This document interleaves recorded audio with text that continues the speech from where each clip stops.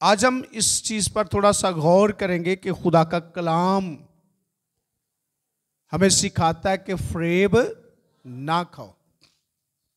हमने ये तो बहुत सुना है, सीखा है, और बच्चा बच्चा भी इस बात को जानता है कि फ़रेब नहीं देना, फ़रेब नहीं करना, धोखा नहीं देना।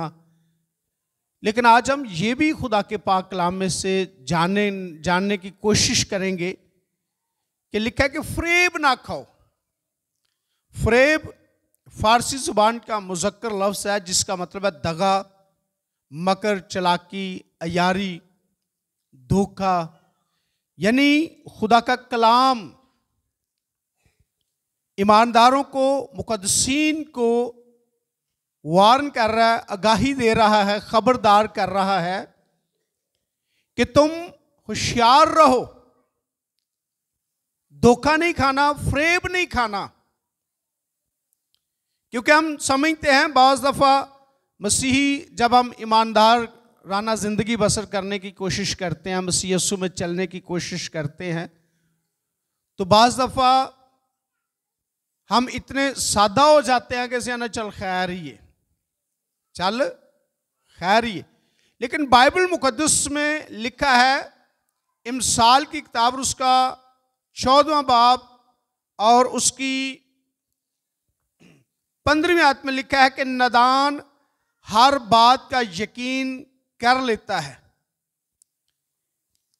क्या लिखा है जी? नादान हर बात का क्या कर लेता है? यकीन कर लेता है। इसका मतलब है कि हर गल ते अखां बंद करके यकीन करना नहीं चाहिए। ऐसा कौन करता है? नादान आदमी। लिखा कि होशियार आदमी अपनी रविश को देखता भालता है। और फिर बाइबल मुकद्दस में यीशु मसीह ने अपने लबे मुबारक से फरमाया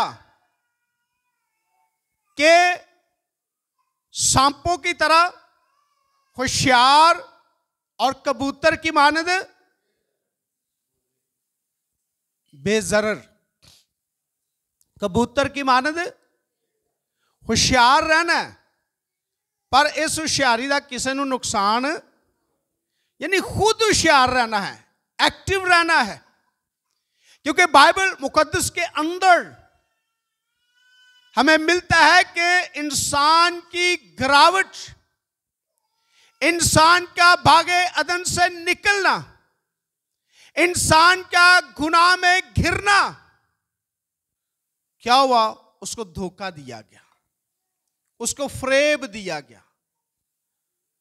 सांप ने हवा से कहा कि तुम ये फल क्यों नहीं खाते? तो हवा ने कहा खुदा ने मना किया, क्योंकि जब हम खाएंगे हम मर जाएंगे। लेकिन शैतान ने कहा नहीं नहीं नहीं नहीं, तुम इस फल को जब खाओगे तो मरोगे नहीं, क्योंकि खुदा जानता है कि जिस दिन तुम इस फल को खाओगे तुम खुदा की मानद, नेको बद की पहचान में खुदा की मानद हो जाओगे। सो उसने उसको धोखा दिया। कभी कभी बात सच्ची होती है लेकिन उसको इस अंदाज से पेश किया जाता है कि सुनने वाला धोखा खा जाता है, फ़रेब खा जाता है, फ़रेब में आ जाता है। इसीलिए लिखा है कि होशियार आदमी अपनी रविश को क्या करता है? देखता और भालता है। वो देखता है कि ये शख्स जो मुझे मशवरा दे रहा है या जिस तरफ ये मुझे ले जाने की कोशिश कर रहा है, क्या उसमें मेरी राह ठीक है, बिगड़ेगी तो नहीं? क्या होगा? लेकिन लिखा है नादान हर बात का क्या कर लेता है? ईमानदार बनना है, नादान नहीं बनना। फ़रेब खाना है, धोखे खाने की दो बड़ी वजूहात हैं। एक इंसान का लालच, इंसान लालच में जब आता है तो क्या खा जाता है? धोखा खा जाता है। और इंसान इस कदर उसके अंदर लालच है कि इंसान को पता भी बाज़ दफा होता है कि अंज नहीं होना, उसको पता होता है, यकीन होता है कि नहीं नहीं इंज नहीं होना, पर फिर भी अंदर लालच हुंदा है। उस लालच की वजह तो की हुंदा है, फस जाता है, तो फिर इल्ज़ाम की करता है, दूसरे नूं दिंदा। पहली बात लालच, दूसरी बात सादगी है। तो इन्ना भी सादा नहीं बनना कि की असी कहलाइए, निदान कहलाइए। सो लिखा है कि फरेब ना खाओ, धोखे में नहीं आना, क्योंकि गलतियों के खात में लिखा है कि वो तुम्हें दोस्त बनाने की कोशिश करते हैं, इसलिए ताकि तुम्हें जिंदगी से खारिज करा दे। अबलीस दोस्ती का रूप धारता है, अबलीस हमसे दोस्ती करना चाहता है। याद रखें, अबलीस डायरेक्ट कभी भी नहीं किसी के पास आता। हाँ, क्या आता डायरेक्ट? वो हमेशा किसी ना किसी के रूप में आता है। हवा के पास किस रूप में आया? सांप में समा गया। और हमारे सामने हो सकता है हमारे किसी बहुत करीबी रिश्तेदार में समा जाए। यीशु मसीह ने जब कहा कि इब्ने आदम का ऊंचे पर चढ़ाया जाना, मरना, दफन होना और तीसरे दिन मुर्दों में से जी उठना लाजम है, तो पतरस अपनी मोहब्बत का इजहार कर, नहीं नहीं नहीं यीशु इंज नहीं होना चाहिए। तो यीशु मसीह ने उससे क्या कहा? ऐ शैतान दूर हो। शैतान किसी में भी समा सकता है। तो इसलिए खुदा का कलाम हमें सिखाता है कि फरेब ना खाओ, क्योंकि बदकार खुदा की बादशाही के वारिस। आपको लोग कहेंगे नहीं नहीं कोई फर्क नहीं पड़ता, कोई गल नहीं, खुदा माफ करने वाला, कोई गल नहीं, खैर ये जो दिल करो। लिखा है बदकार, हरामकार, और फिर लिखा है बुत प्रस्त, अयाश, लौंडेबाज, ना चोर, ना लालची, ना शराबी, और ना गालियां, और ना जालिम। यानी सीधे लफ्जों में आप कह सकते हैं कि जिसकी जिंदगी में कोई भी गुनाह है, वो भले थोड़ा हो या गुनाह क्या है? गुनाह है। एक तरफ एक बहुत बड़े दूध की मतलब वो कैन पड़ी हो या बर्तन पड़ा हो, तो उसमें बाहर से वो गंदा पानी लाकर 2 कतरे आपके सामने डाल दिया जाए, इस्तेमाल करेंगे? क्यों? 2 ही कतरे है ना। हम वो 2 कतरे 10 किलो जो दूध पसंद नहीं है, तो हमें जो कुछ अंदर खैर ये की फर्क पैंदा है। लेकिन बाइबल मुकद्दस में लिखा है कि फरेब नहीं खाना, धोखे में नहीं आना, किसी भुलेखे च नहीं रहना, किसी भी फरेब में नहीं आना, क्योंकि लिखा है कि ऐसे काम करने वाले खुदा की बादशाही के वारिस नहीं होंगे। जब मैंने इस पर पहले गौर करना शुरू किया तो मैं समझा ये तो बड़ा छोटा सा काम होगा फरेब इसमें, लेकिन जब मैंने इसको स्टडी किया तो ये तो बहुत बड़ा मजमून है। अगर हम इस पर बात करने लगे, ये बहुत बड़ा मजमून है। और फिर बाइबल मुकद्दस में 1 कुरिन्थियों उसके 15वें बाब की 33वीं आयत में लिखा है, बुरी सोबतें अच्छी आदतों को बिगाड़ देते। लिखा है फरेब ना खाओ, फरेब ना खाओ, बुरी सोबतें अच्छी आदतों को बिगाड़ देती हैं। खुदा का कलाम कहता है कि इस रूप में भी शैतान हमारे पास आने की कोशिश करेगा, ऐसी सोबतें लेकर, ऐसी महफिलें लेकर। हम कहते हैं कोई फर्क नहीं पैंदा जी, इबादत कर लीए ना, हुण जो दिल कर लीए, यीशु दा नाम ले लिया। लेकिन बाइबल मुकद्दस में लिखा है फरेब ना खाओ, बुरी सोबतें अच्छी आदतों को बिगाड़ देती हैं।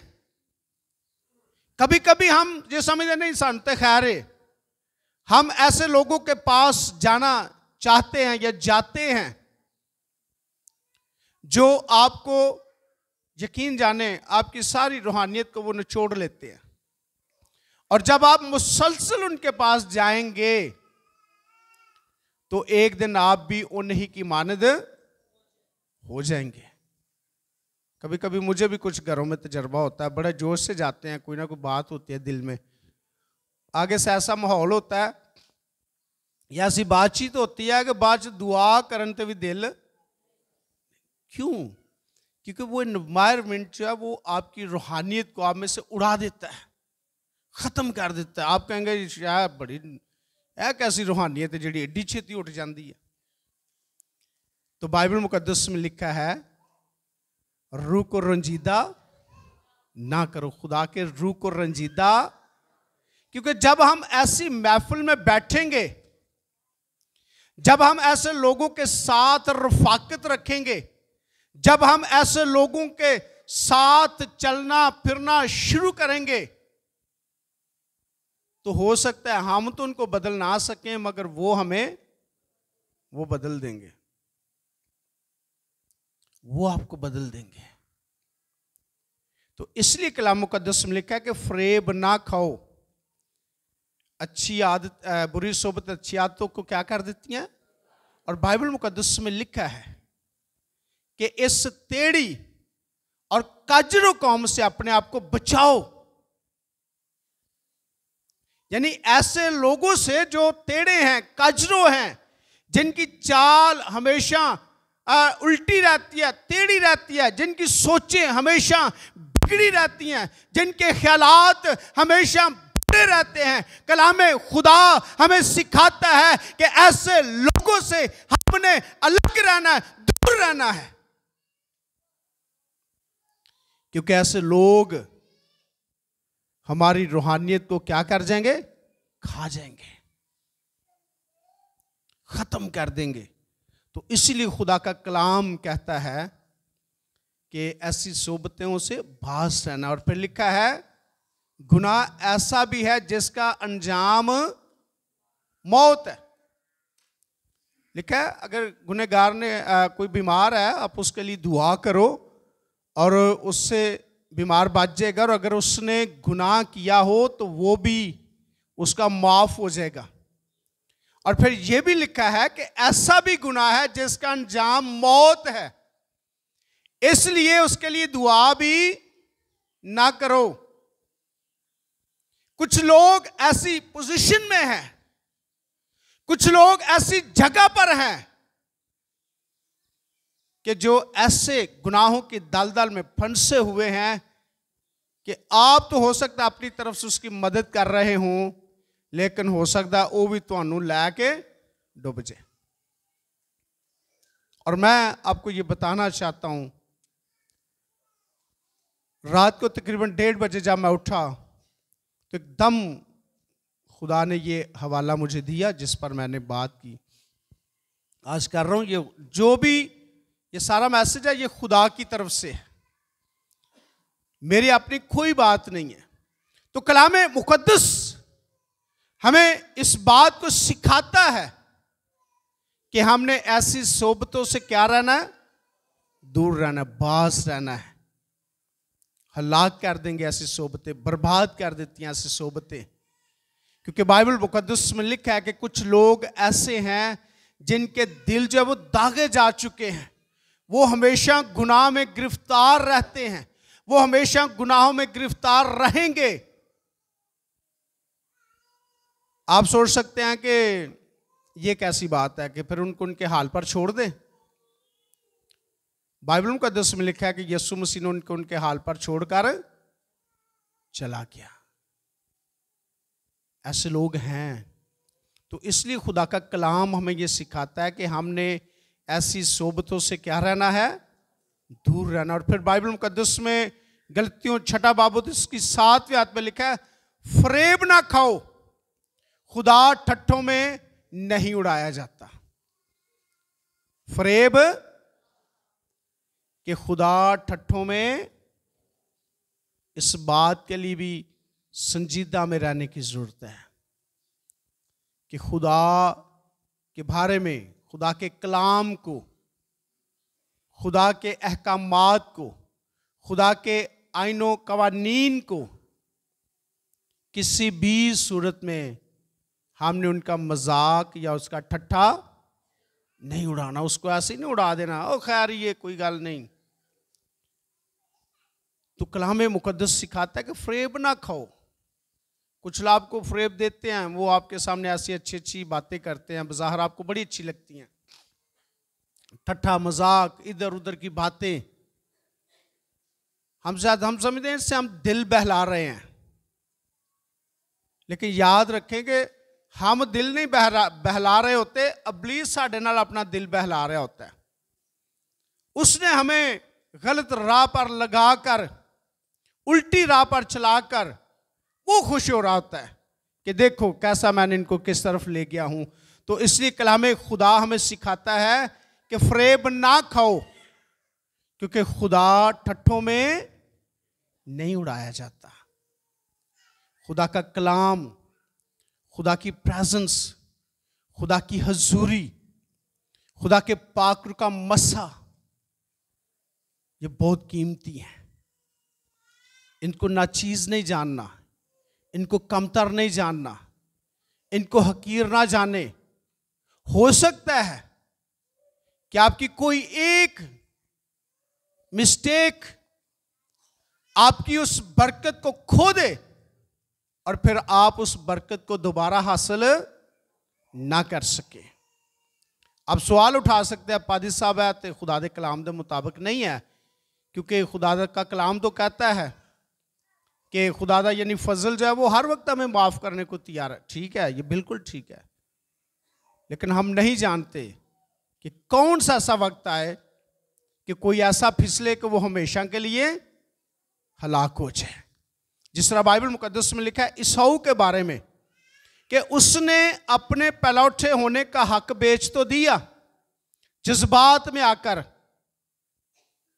लेकिन बाद में लिखा उसने रो रो कर दुआएं की, माफी मांगी, लेकिन उसको नियत की तब्दीली का मौका ना मिला। इसलिए खुदा का कलाम हमें सिखाता है कि खुदा ठट्ठों में नहीं उड़ाया जाता। और फिर उसके आगे साथ लिखा है आदमी जो कुछ बोता है वो ही काटेगा। जो कुछ हम बोएंगे वो जरूर काटेंगे। और फिर बाइबल मुकद्दस में लिखा है फ़रेब ना खाओ, याकूब पहला बाब उसकी 16वीं आयत।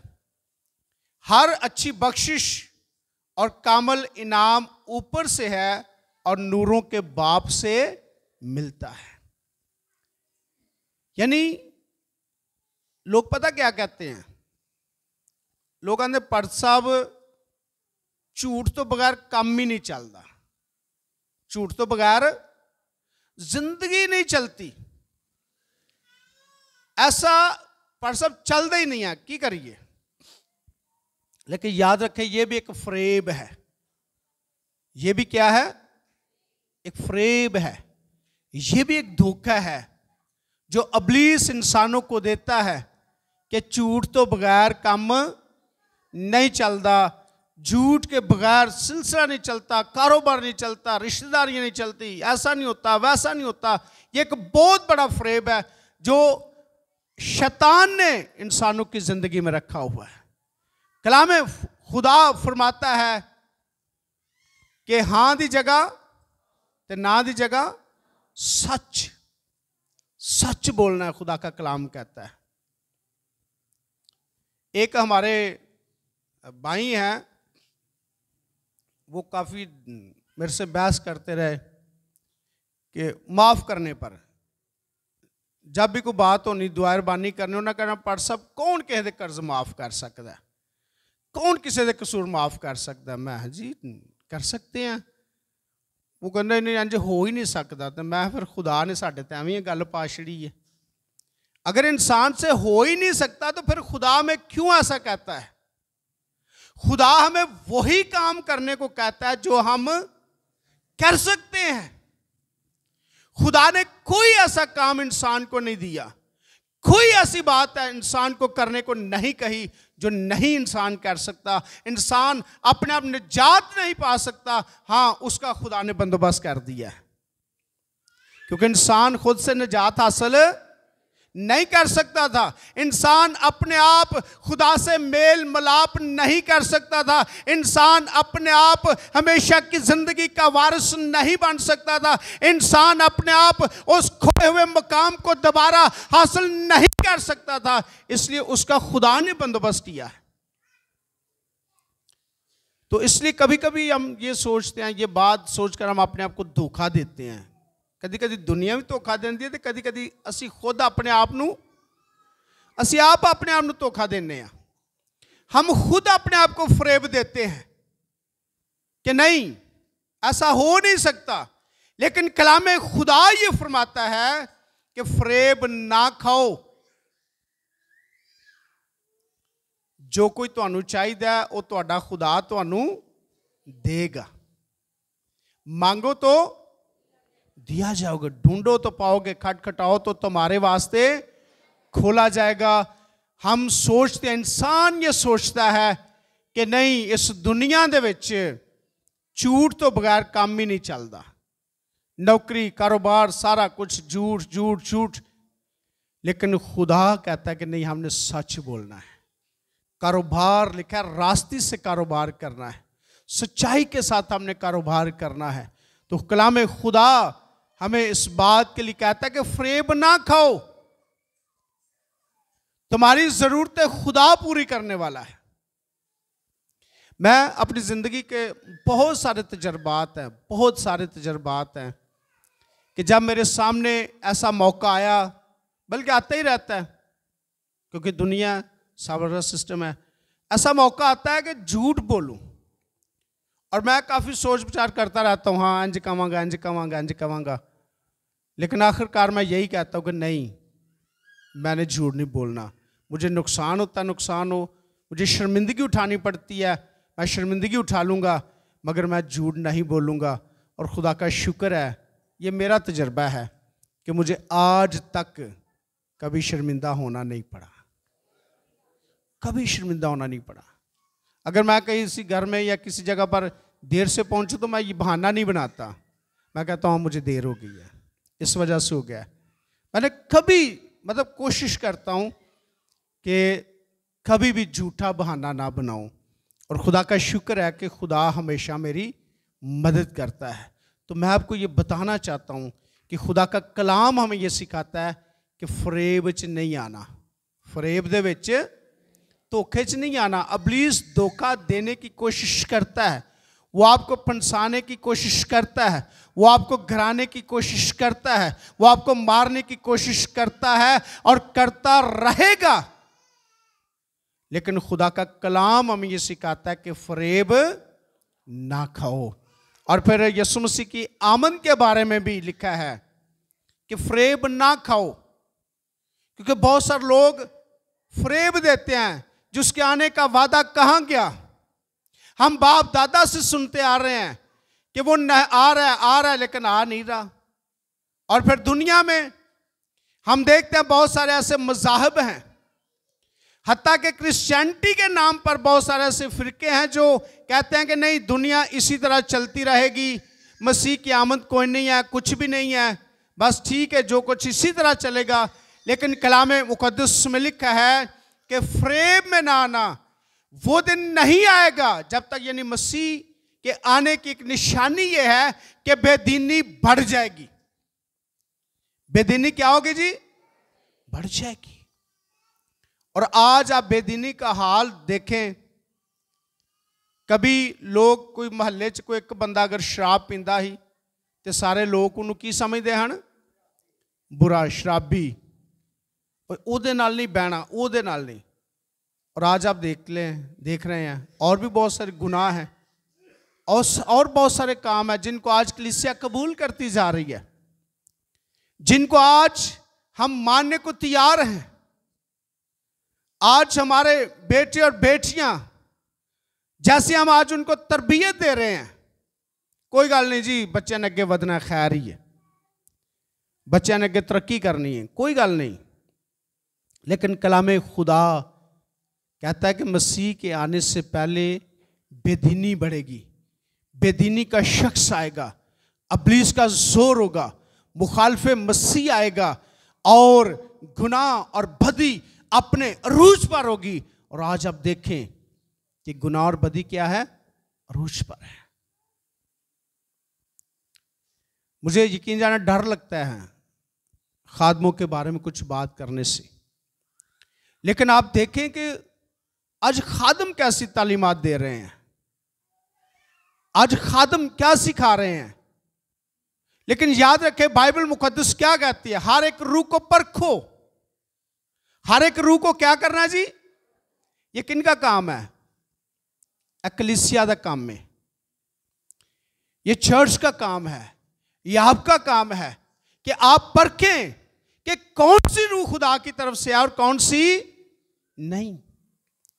मैं अब ये नहीं कह रहा कि आप किसी को बुरा भला कहना शुरू कर दें, आप जो पादियां के खिलाफ मुहिम ही शुरू कर लो, लेकिन आप ये ज़रूर सोच सकते हैं या आप ज़रूर फैसला कर सकते हैं कि हमने किस खादम के साथ चलना है, या जिस खादम के साथ हम चल रहे हैं क्या वो रास्ते पर है, क्या वो दुरुस्तगी पर है।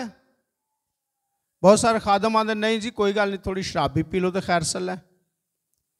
कुछ खादम आते कोई गल नहीं, थोड़ा डांस डूंस भी कर लो, गाने गुने भी गा लो तो खैर सल है, कोई फर्क नहीं पड़ता। लेकिन बाइबल मुकद्दस में लिखा है कि भेड़ों की सूरत में भेड़िए आएंगे और उन्हें गल्ला पर कुछ तरस नहीं आएगा, वो गल्ला को बर्बाद करेंगे क्योंकि वो हैं ही दुश्मन। रूप तो उनका भेड़ों जैसा है, लेकिन उनके अंदर क्या है? भेड़िया है। तो ये इम्तियाज किसने करना है? ये पहचान किसने करनी है? पहचान असी नहीं करते